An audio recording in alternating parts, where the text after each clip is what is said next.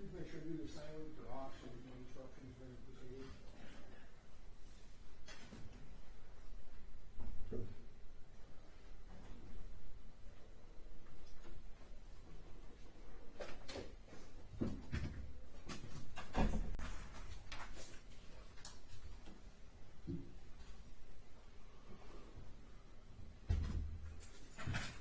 Afternoon, Jim. Morning, man.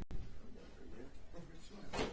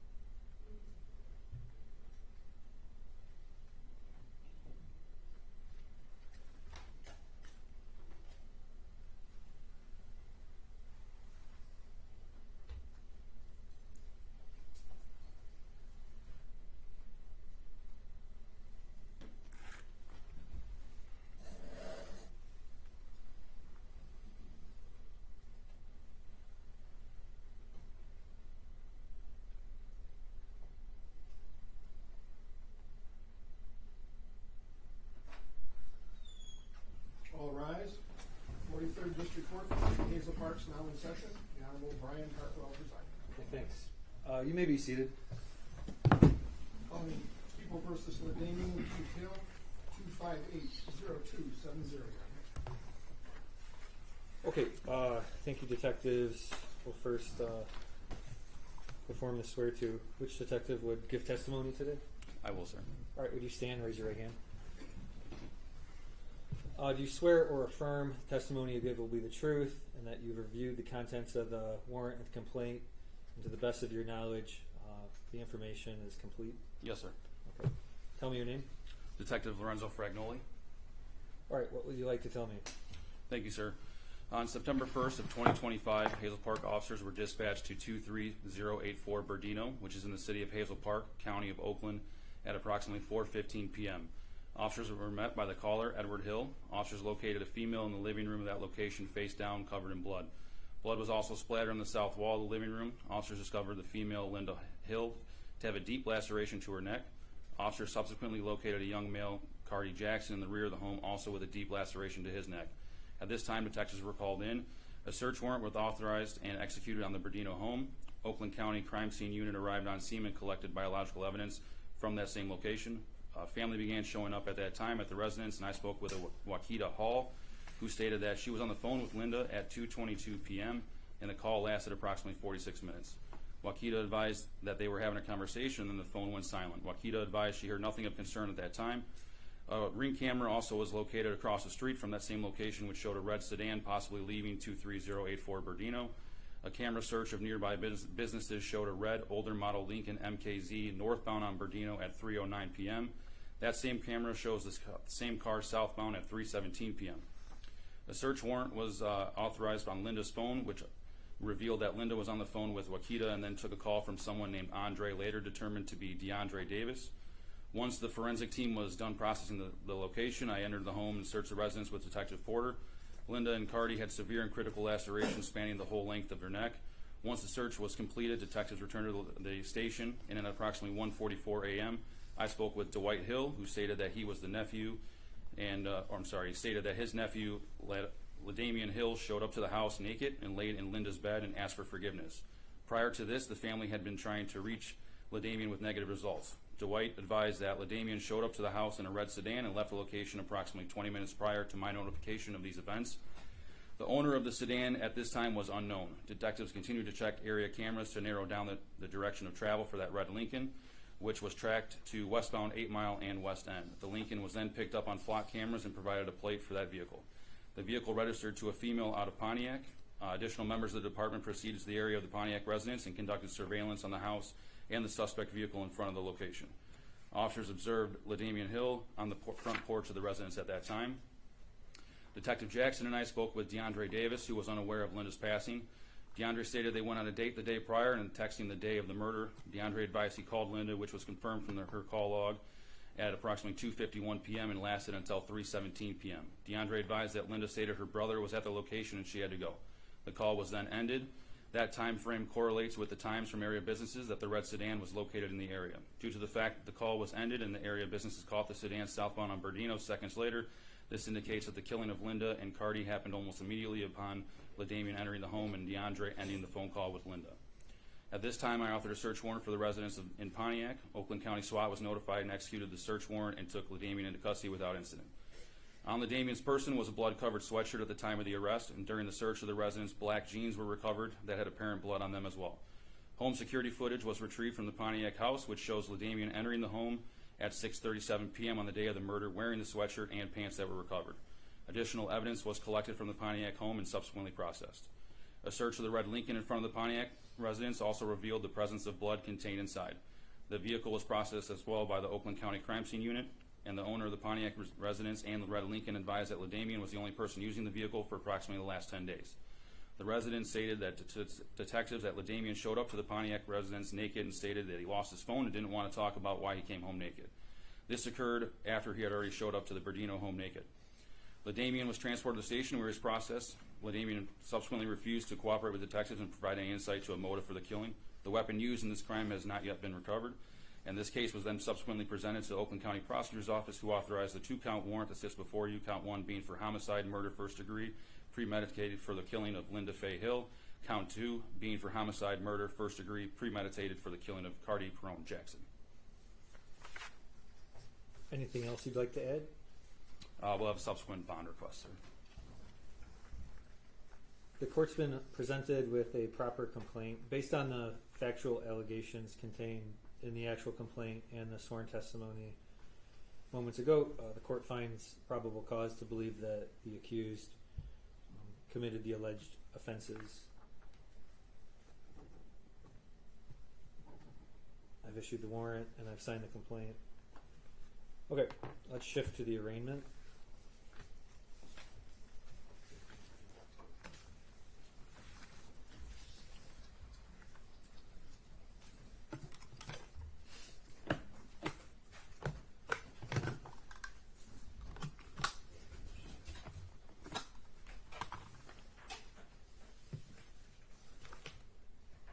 All right, recalling 25H0270FY, State of Michigan versus LaDamian Keith Hill. Your appearance? Yeah, Dana Wilson, attorney on behalf of the defendant, Your Honor. Defendant stands mute as to the not guilty plea be entered. He would request that the charges be read to him, Your Honor, and he would request a court-appointed attorney, Your Honor.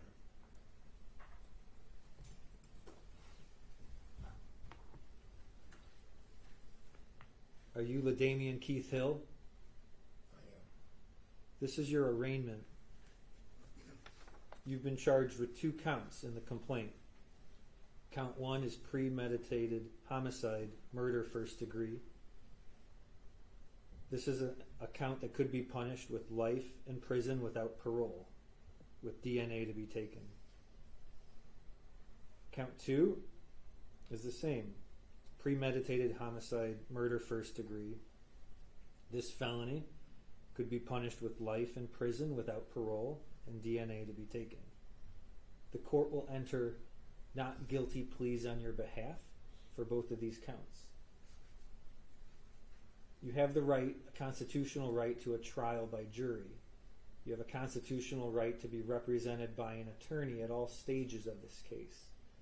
I will give you a free attorney through all the stages in the district court. You have the right to remain silent. Anything you say or write can be used against you. You have the right to have an attorney present anytime you're questioned on this case.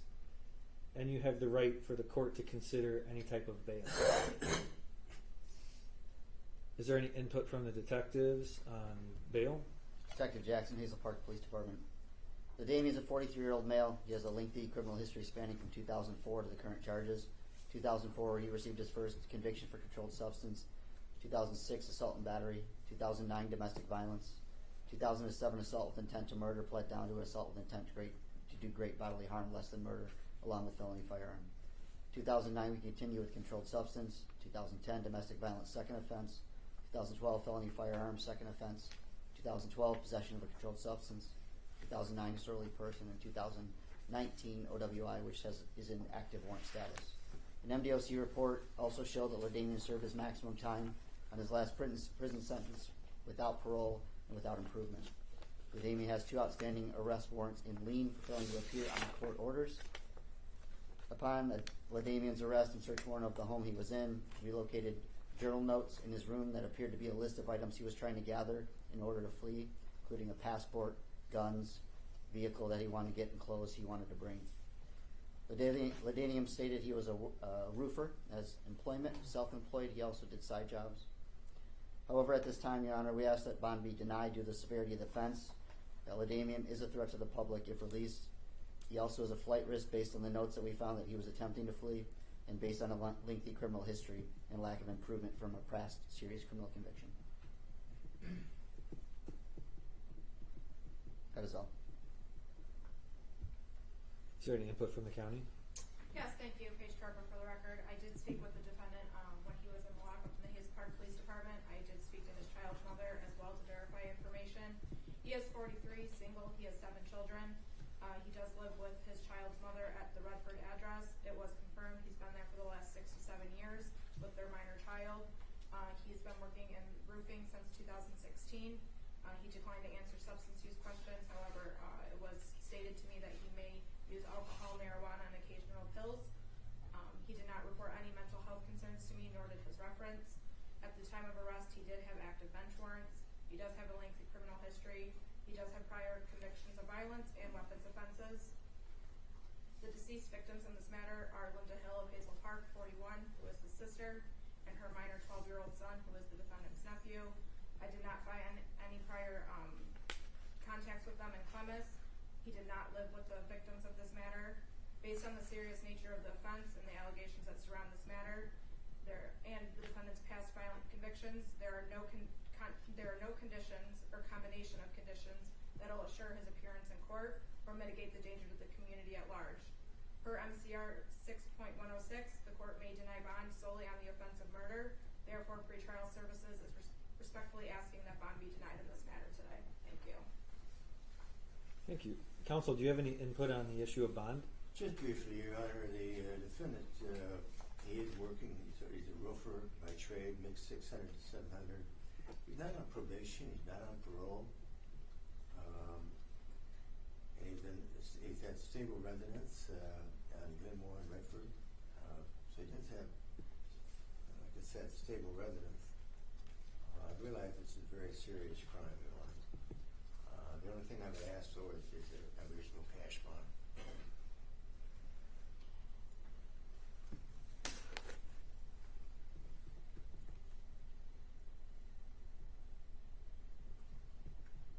Any other input on bond? No, sir. Anything else, counsel, on bond? Nothing for you. Okay. When a court is setting bond, it's trying to answer several questions. One, if you're released, are you a danger to the community? And two, what's the likelihood of you returning to court? Based on what I heard from the detectives, I am worried about that you may be a flight risk. The court can look at other things, your history of convictions, your history of showing up or failing to appear in court. I could consider the seriousness of the charges. These are as serious as it gets. I'm a little bit concerned about your failing to appear in court in previous cases. But the easier answer for me is MCR 6.106, which denies your release entirely because you've been charged with murder. So my decision to deny release and deny any type of money bail is based on that court rule. So you have no opportunity to be released. Your release is denied. Obvious conditions, no criminal activity, don't break the law, no violent or threatening behavior. Appear in court, the sheriff will transport you to court hearings. We have to schedule several hearings now. Because it's a felony, you have a right to have a probable cause conference and a preliminary examination. And if you're in the district court that long, because I denied your bond, you have a right to have another bond hearing within 90 days. Your Honor? Yes, sir. I don't know, did you read all the charges to the defendant?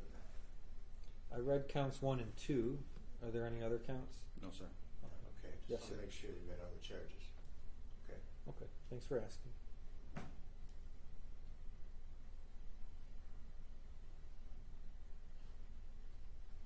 Okay. Are the parties requesting a probable cause conference to be in person or virtually on Zoom? I would have to be in person, Your Honor. Okay. The in-person probable cause conference will be held here in 43rd District Court September 16 at 10:45 a.m. That's September 16 at 10:45 a.m. It'll be held with me. The exam will be scheduled a week later. That'll be September 23rd at 12:55 p.m. Again in this courtroom. And then we'll talk about the new bond hearing within the next 90 days. We can start that conversation at the BCC. Is there anything else to discuss today? No, sir. Anything else, counsel? Okay, Mr. Hill, we'll see you soon. All right, Goodbye.